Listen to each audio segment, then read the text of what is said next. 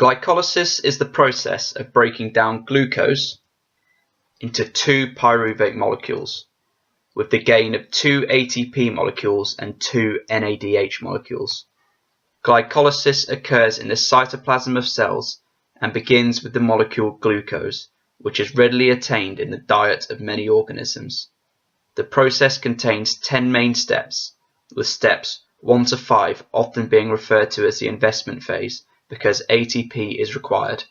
Steps 6 to 10 are referred to as the payoff phase, where ATP molecules are created, leading to a net gain of 2 ATP and 2 NADH molecules. Glycolysis is part of a larger overall process of producing energy within cells. The products of glycolysis are individually used. ATP is ready for use as an energy storage unit. 2 pyruvate molecules produced are fed into the Krebs cycle, which occurs within the mitochondria of a cell. And finally, the NADH molecules, which are electron carriers, feed electrons into the electron transport chain within mitochondria. The first stage of the process involves glucose gaining a phosphate from an ATP molecule. This reaction is carried out by hexokinase with an Mg2+ cofactor.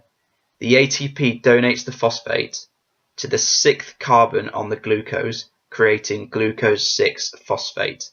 The ATP is converted to an ADP. This reaction is known as a phosphorylation reaction.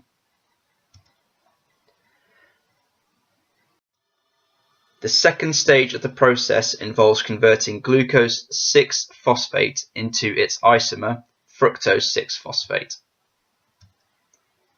This is carried out by the enzyme phosphohexose isomerase. This reaction is known as an isomerization reaction. The third stage of the reaction involves another phosphate being transferred to the 6-carbon molecule fructose 6-phosphate. The enzyme phosphofructose kinase transfers another phosphate from ATP, this time to the 1st carbon atom, creating fructose 1,6-bisphosphate. This reaction is again known as a phosphorylation reaction, with a kinase enzyme being involved in the transfer of a phosphate.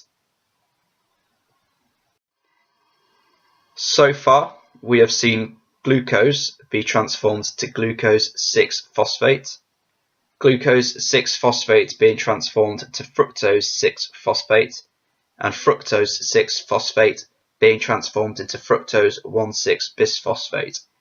There has been the loss of 2 ATP molecules.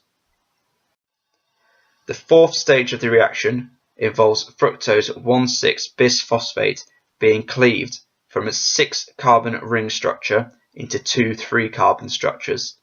This cleavage reaction is carried out by an aldolase enzyme and results in 1 dihydroxyacetone phosphate and 1 glyceraldehyde 3-phosphate. The fifth reaction involves converting dihydroxyacetone phosphate into another one of its more helpful isomers, glyceraldehyde 3-phosphate. This reaction is carried out by the enzyme triose phosphate isomerase and is another isomerization reaction. The 2 glyceraldehyde 3-phosphates from the previous reaction are the substrates in the next reaction. A dehydrogenase enzyme will firstly take a hydride ion from each of the glyceraldehyde 3-phosphate molecules and add them to an NAD+ molecule, creating 2 NADH molecules. The 2 NADH molecules created from this will be transported to the mitochondria. The energy produced from the reduction of NAD+ allows 2 inorganic phosphate molecules to be added to the end of glyceraldehyde 3-phosphate.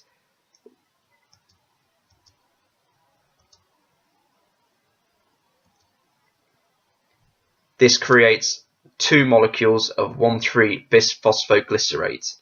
This is the first stage in the payoff phase of glycolysis. with 2-NADH being the payoff so far. The seventh stage of the reaction involves the 2,1,3-bisphosphoglycerate molecules donating phosphates to ADP molecules.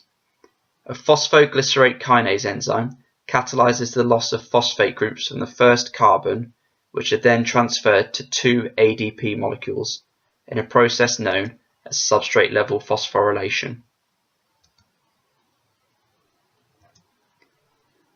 The result is 2 molecules of 3-phosphoglycerate and 2 new ATP molecules.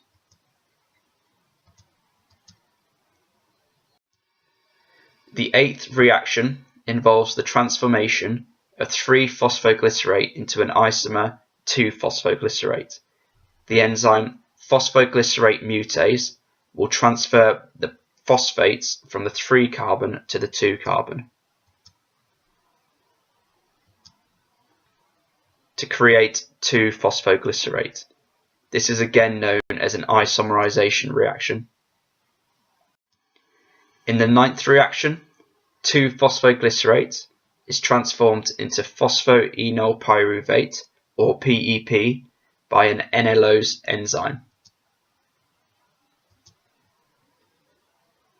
Dehydration reaction redistributes the energy within the structure, preparing it for the next stage of the reaction. The final reaction in glycolysis involves converting the PEP into pyruvate. The enzyme pyruvate kinase transfers the final phosphate to 2 ADP molecules, creating 2 ATP molecules.